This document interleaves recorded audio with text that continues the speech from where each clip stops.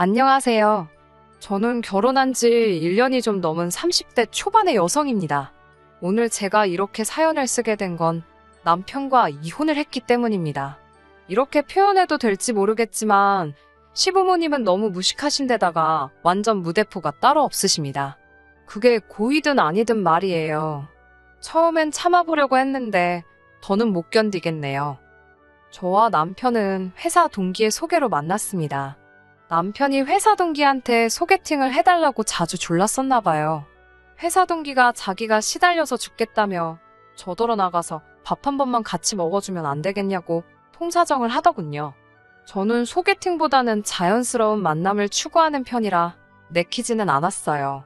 하지만 회사 동기가 어찌나 애절하게 부탁을 하던지 그래 죽은 사람 소원도 들어준다는데 산 사람 소원 못 들어주겠냐 싶어서 나간 자리였습니다. 그렇게 만나게 된 남편은 정이 많고 따뜻한 사람이었어요. 큰 기대가 없었던 자리라서 그랬는지 저는 있는 그대로의 제 모습을 보여줄 수 있었고 덕분에 즐거운 시간을 보냈습니다. 저희는 이후로도 몇 번의 만남을 이어갔고 얼마 지나지 않아 사귀는 사이가 되었습니다. 그리고 1년 후 결혼까지 하게 되었지요. 어려서부터 저희 가족은 다들 바빴어요. 사업을 하시는 아버지와 회사를 다니시는 어머니 그리고 저보다 2살 많은 언니까지 모두가 자기 스케줄에 쫓겨 살았지요. 그래서인지 저희 가족 모두가 전형적인 개인주의입니다. 서로의 일에 쓸데없이 간섭을 하거나 오지랖을 부리지 않아요. 다만 가족 중 누군가가 조언이 필요하다 하면 그때는 모두가 같이 고민하고 생각하며 도움을 주려고 노력했지요. 남편이 자란 집안 분위기는 저희 집과는 많이 다른 눈치였어요. 1년 남짓 연애하는 동안 옆에서 지켜보니 시골에 계신 남편 부모님께서는 남편을 정말 과하다 싶을 정도로 많이 챙기셨습니다. 처음에는 정이 많으시구나 생각했지만 나중에는 저렇게까지 싶을 정도로요. 일단 한 달에 한 번씩 반찬을 가지고 당신들이 사시는 곳에서 서울까지 올라오셨습니다. 지금도 고속버스에 기차를 타고 다니시는데 4시간은 좋게 걸린다 했어요. 하지만 정작 남편은 입이 짧은 사람인데다 회사에서 점심을 해결하고 저녁도 종종 해결하다 보니 가져다 주신 반찬 대부분을 못 먹고 버리더군요.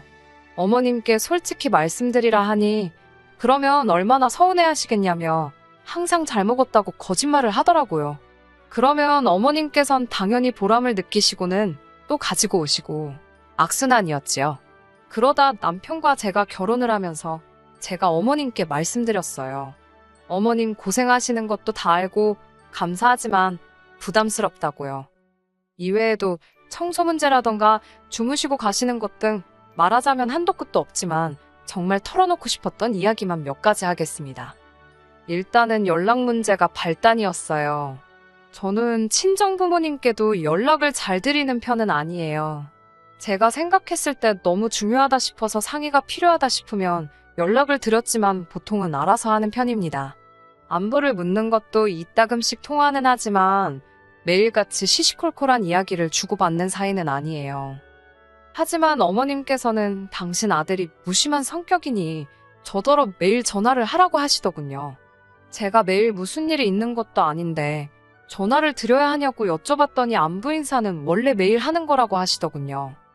그래서 제가 그러면 남편에게 매일 전화드리라고 제가 이야기하겠다 했지요. 솔직히 어머님 입장에서도 며느리인 저보단 아들 목소리 한번 더 듣는 게 좋지 않을까 싶었거든요. 어머님의 반응은 뜻밖이었습니다. 바깥일하는 당신 아들이 어떻게 매일 전화를 하냐고요. 어머님께 저희는 맞벌이고 바쁜 건 제가 더 바쁘다고 했더니 뜬금없이 어른이 말하는데 따박따박 말대꾸나 한다면서 화를 내셨습니다. 그냥 내내 하면 될 일이라면서요. 제 성격이 지키지 못할 약속을 하는 걸 싫어해요. 소위 공수표 날린다고 하지요? 제가 가장 싫어하는 것 중 하나예요. 어머님께도 못 지킬 약속 드리고 싶지 않다 하니 됐다며 무조건 전화하라 하셨습니다. 남편에게 어머님께 연락 좀 자주 드리라고 중간에서 내가 난처하다 하니 그냥 30초만 해도 되니까 저더러 해달랍니다. 어머님과 통화할 때 제가 시간을 잴 수 있는 것도 아니고 결국 안 했어요. 저는 마케팅 회사에 다닙니다. 그렇다 보니 프로젝트가 자주 있고 야근도 많고 때로는 주말에도 출근을 해야 할 정도입니다. 너무 바쁜 생활이고 제가 일욕심이 많기도 해요. 그래서 임신은 제가 회사에서 어느 정도 자리를 잡으면 하는 걸로 이야기가 끝난 상황이었습니다. 이 이야기는 남편이 저에게 청혼했을 때 이미 얘기가 된 부분입니다.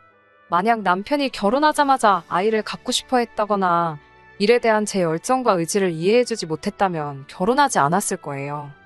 그런데 문제는 식을 올리고 한 달이나 지났을까 싶은 때였어요. 어머님, 아버님이 신혼여행지에서 뭐 좋은 소식 없었냐고 물어보시는 거예요. 처음에는 무슨 말씀인가 제대로 알아듣지도 못했습니다. 그러자 어머님께서 답답하셨는지 신혼여행 가서는 애는 안 만들었냐고 그러시는 거예요. 그런 질문을 받을 거라곤 예상치 못했기에 좀 놀랐습니다. 남편이 그제서야 어머님, 아버님께 저희의 아이 계획을 말씀드리더군요. 어머님, 아버님께서는 노발대발 난리가 나셨습니다. 여자가 늙으면 애가 멍청하게 태어난다고도 아시고 뱃속에서 잘못될 수도 있다더라. 나름대로 저희에게 겁을 주려 하신 거라고 생각합니다. 하지만 악담이나 다름없던 그 말씀에 마음이 많이 아팠던 것도 사실이에요. 그리고 며칠 뒤 어머님께선 이걸 먹으면 임신이 한 방에 된다더라며 신혼집에 개소주를 들고 오셨습니다. 사실 제가 결혼식을 올리기 얼마 전 키우던 강아지가 별이 되었습니다. 그 슬픔이 다 가시지 않은 상태였고요. 물론 남편만 이 사실을 알고 있었지 시부모님은 모르셨을 거예요. 하지만 아무리 모르셨다고 해도 개소주라니 솔직히 너무 충격이었고 역겹기까지 하더라고요. 마음 같아선 당장 그 물건 챙겨서 집에서 나가달라고 하고 싶었어요. 하지만 어머님께서 아기를 품고 그러신 것도 아니고 정중히 말씀드렸습니다. 비위가 약해서 그런 건 못 먹는다고요. 어머님께서는 저에게 어른이 주면 감사합니다 하고 넙죽 받아 먹어야 하는 거 아니냐며 직접 그 팩을 뜯어서는 제 얼굴에 마구잡이로 들이대셨습니다. 어머님께선 당장이라도 제 입에 그 개소주를 부어넣으실 기세로 저를 궁지로 모셨습니다. 당황한 제가 어머님을 피하다가 어머님 손에 들려있던 개소주를 쳤나 봅니다. 개소주가 바닥으로 떨어지자 어머님이 이 아까운 걸 다 버린다며 저한테 소리를 지르시는 거예요. 먹을 걸 줘도 못 먹냐면서. 남편이 그제서야 어머님도 그만하시고 당신도 그만하라면서 저한테 한다는 소리가 맛이라도 좀 보면 죽냐입니다. 어머님이 무슨 독약을 먹이는 것도 아닌데 어지간히 하라더군요. 어머님이 돌아가시고 나자 정말 화도나고 서럽고 이런 시집살이는 생전 듣도 보도 못해서 어이가 없었어요. 남편도 중간에 끼어서 난처한지 한숨만 푹푹 내쉬는데 그런 모습을 보니 저 인간하고 평생을 어떻게 사나 싶더라고요. 하지만 개소주일로 이혼을 결심한 건 아닙니다. 이 사건 이후로 어머님도 저한테 단단히 화가 나셨는지 더 이상 신혼집으로 찾아오시는 일은 없으셨어요. 마치 저를 왕따라도 시키시려는 건지 저만 빼고 남편 혹은 아주버님네하고만 연락을 주고 받으셨습니다. 남편은 자기가 너무 불편하다며 빨리 어머님께 사과드리라고 저를 재촉했지만 솔직히 제 입장에서는 너무 편하고 좋았거든요. 굳이 어머님과 관계를 풀어야겠다는 생각도 들지 않았고요. 아이러니하게도 오히려 어머님과 계속 거리를 두고 살 수 있었다면 이혼은 하지 않았을지도 모릅니다. 앞서 말씀드렸다시피 어머님 아버님께서는 시골에서 살고 계셨는데 그 집이 1억 중반대였어요. 그런데 그 집을 팔고 그 돈으로 시내에 있는 아파트에 전세로 들어가시겠다고 하더라고요. 솔직히 그 이야기를 들었을 때만 하더라도 막연히 몇 달은 걸리지 않겠나 싶었습니다. 그런데 생각보다 시골집이 빨리 나가서 갑자기 일이 급속도로 진행이 되기 시작했어요. 시골집을 산 새 주인이 하루라도 빨리 들어와서 살고 싶다고 했답니다. 졸지에 살던 집을 하루라도 빨리 비워줘야 하는 상황이 된 거지요. 그나마 다행인 건 아는 분을 통해서 시내에 있는 아파트 전세를 구하기는 하셨더라고요. 진짜 문제는 그럼에도 불구하고 어머님 아버님이 한 4개월 정도는 원래 살던 시골집에서 나와 따로 계실 곳이 필요하단 거였습니다. 남편은 저에게 딱 한 번만 양보 좀 해달랍니다. 그렇다고 노인네들을 어디 모텔 같은 데서 4개월 동안 있게 할 수는 없지 않냐면서요. 어이가 없었지요. 아주버님에는 시댁에서 1시간 거리밖에 안 되고 저희 집은 4시간이 넘는 거리인데 아무래도 원래 사시던 동네 근처에 계시는 게 어머님 아버님한테 더 편하지 않을까 싶었거든요. 게다가 그 집엔 손자도 둘이나 있었고요. 그런데 어머님은 그 집에 가면 사내놈들이 뛰어다녀서 정신이 하나도 없다며 싫다고 하셨답니다. 무조건 저희 집에 계시겠다고요. 환장할 노릇이었지요. 게다가 저희는 맞벌이라 낮에는 아무도 없는데 어머님 아버님만 계실 거라 생각하니 생각만 해도 불편하더라고요. 저는 남편에게 절대로 혼자 독박은 못 쓴다고 선을 그었습니다. 그러자 아주버님 쪽에서 그러면 저희 집에 먼저 2달, 당신 집에 2달 모시자고 하더군요. 그것도 솔직히 내키지는 않았지만 알겠다고 했습니다. 이혼한 마당에 좋지도 않은 기억 곱씹어 모아나 싶지만 그래도 돌이켜 생각해볼수록 정말 최악이었어요. 서재 겸 작업실로 쓰던 방을 내드렸는데 아버님께서 그 방에서 담배를 피우시는 게 아니겠어요? 아파트라서 그리고 전세라서 담배는 절대 안 된다고 누누이 말씀을 드렸는데도 몰래 피우시는 거예요. 아무리 제가 대낮에 없어도 그 냄새가 어디 가나요? 집에 들어오는 순간부터 인상을 펼 수가 없는 거예요. 게다가 2분 다 식탐이 얼마나 많으신지 일하는 저에게 닭도리탕을 해달라, 칼국수를 해봐라 별의별 주문을 다 하시더군요.